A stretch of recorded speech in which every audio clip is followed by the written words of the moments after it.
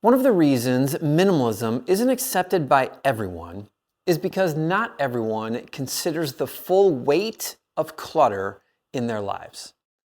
But clutter is more than an innocent bystander in our homes. It doesn't just exist for better or worse.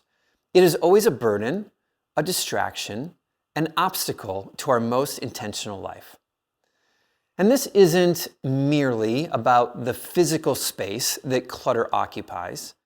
Clutter represents more: missed opportunities, wasted resources, unintentional decisions, and most importantly, a departure from the life we could be living.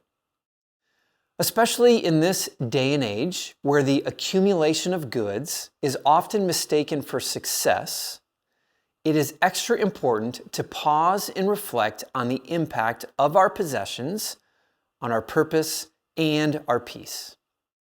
So to that end, today, I'd like to take a moment to offer you 10 compelling reasons to reduce the clutter in your home. Number 1, every item we own adds a little more stress into our lives. Every item we own takes up physical space in our home and mental space in our mind. Every item of clutter is something we need to think about and care for. Individually, each item isn't all that much, but collectively, the more we own, the more anxiety we add. Number 2, every excess possession represents limited potential. The resources, time, money, energy invested in unnecessary possessions are resources that could have been, and still could be, redirected towards fulfilling our dreams and living out our passions. Removing clutter paves the way for a more fulfilling life. Number 3, our clutter is a visual distraction. Just like your ear sends electrical signals to your brain whenever a sound is present, our eyes constantly send electrical signals to our brain when visual stimuli is present.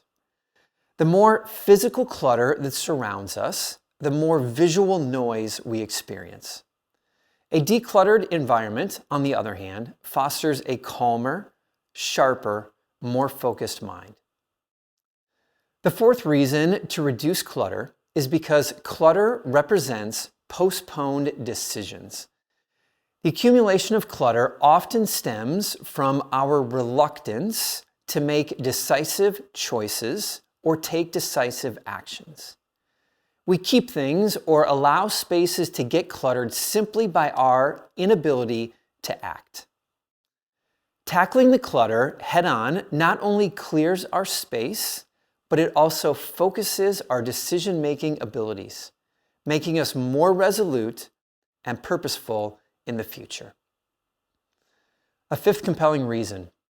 The first step in crafting the life you want is to get rid of everything you don't. By removing the non-essentials, we make room for new opportunities, relationships, and experiences. If you need a change in your life, declutter the stuff you don't want. You'll find it clears the path to a brand new life more significantly than you think. Number 6, your home should be a source of calm and rest, not frustration and stress. As Peter Walsh says, your home should be the antidote to stress, not the cause of it. Similarly, in my book, The Minimalist Home, I explain how our home is not just a port for rest and refuge, it is the launching pad from which we go to make a difference in the world. So decluttering creates an environment that nurtures relaxation and renewal. A 7th compelling reason to reduce the clutter in your life is because your kids are watching. The decisions we make about what we keep and what we accumulate and what we discard offer powerful lessons in value, simplicity, and even what is important in life. When we live with more than we need, it only makes sense that our kids will ask for things they don't need. Our choices shape the next generation's understanding of both fulfillment and the best practices for living well. Number 8, decluttering brings about gratitude for what remains. When we remove the items we don't need, our gratitude for the things we choose to keep increases. This intentional process of choosing what to keep highlights the value and significance of everything that remains, which brings about a deeper sense of appreciation and thankfulness for each.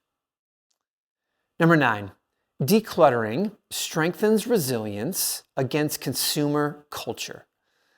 Now, decluttering and overcoming consumerism are two different journeys, similar to the difference between going on a diet and changing our eating habits going forward forever.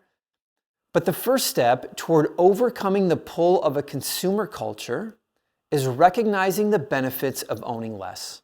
And you'll only get there once you start doing it. And the final reason why you should reduce the clutter in your home: because you deserve it. Choosing to declutter your home and life is an act of self-respect and assigning self-worth. It is a statement that you deserve to live the life you want to live, and you are willing to take the steps necessary to achieve it. No doubt, each of the reasons are compelling enough to motivate us to make a change in our living or working environment if one is required. But if there's even one reason that stands out to you, one that feels particularly relevant to your life right now, consider today this your clear sign to move towards a more simple and intentional life. Begin with that motivation and let it guide you towards the decluttering change you need to see. And if you're ready to make a change, check out this video right here.